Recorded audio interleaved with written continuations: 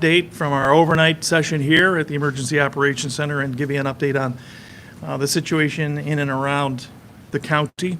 I'm also joined by Commissioner Bill Geary, and he'll be able to give us a little bit of an update with regards to the road conditions, not only just the county, but the county roads, but also throughout the county.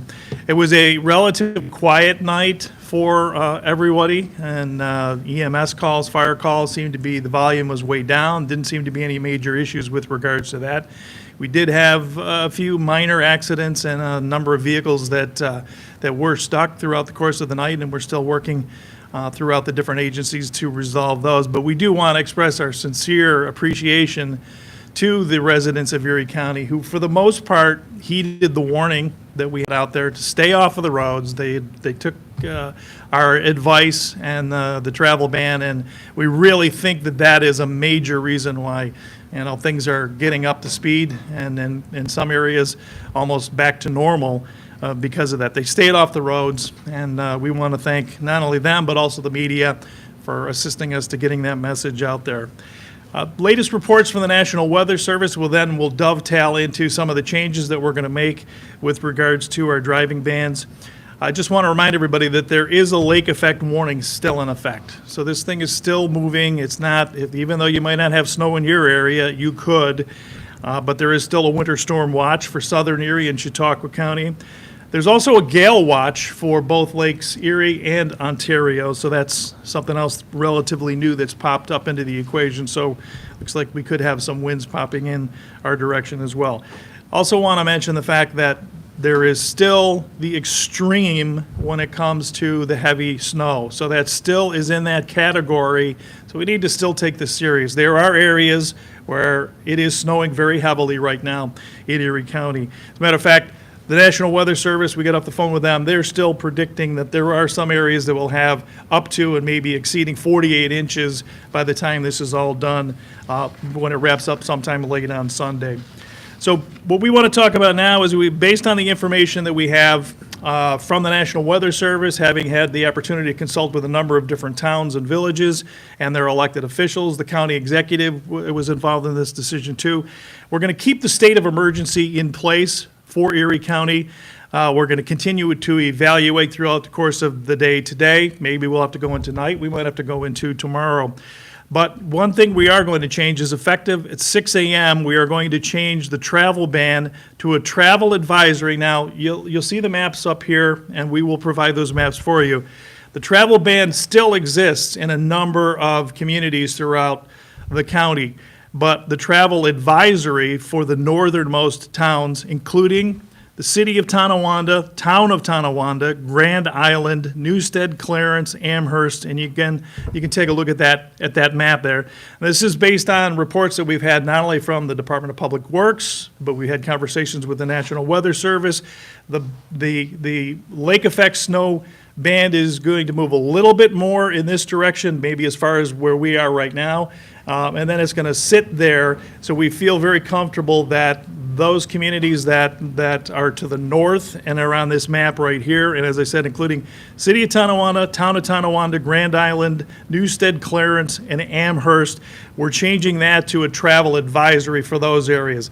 Everything else remains a travel ban because that's where the heaviest snow is hitting now and will hit for most of the day throughout that area. So I wanted to cover that. I'm going to have Bill Geary step in now, just to give you a little bit of an update with regards to the road conditions here in Erie County that our crews have seen throughout the course of the night. Thanks, Dan. Good morning.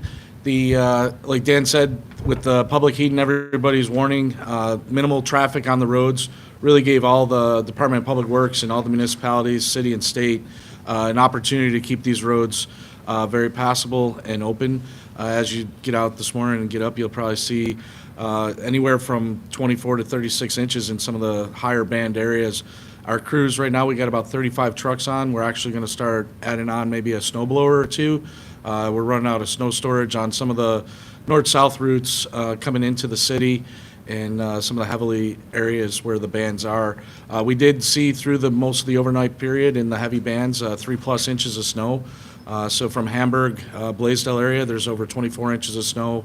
West Seneca, South Buffalo right now, It's Seneca Street is pretty much Route 16 is the dividing line. 16 south, visibility goes from 100 to 50 feet at best, and north of it, there's pretty much just light flurries, and the crews are doing a great job removing all the snow, so thanks to everybody out there that's working through the night. But we still got another 48 hours of this, and today we expect crews will be replenishing our crews every 12 hours. Equipment's holding up great, and we'll pivot where needed with when the snow bands move up north. But if it just stays where it is right now, that's a good area for us where we can handle a lot of this snow. Thanks. Thanks, Bill. Okay, just a couple of notes on closures and cancellations here. Erie County courts today are conducting emergency operations virtually.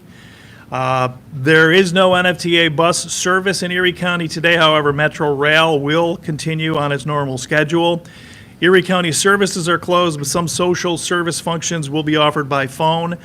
ECMC outpatient clinics are closed today. ECMC clinic staff is, however, are asked to report.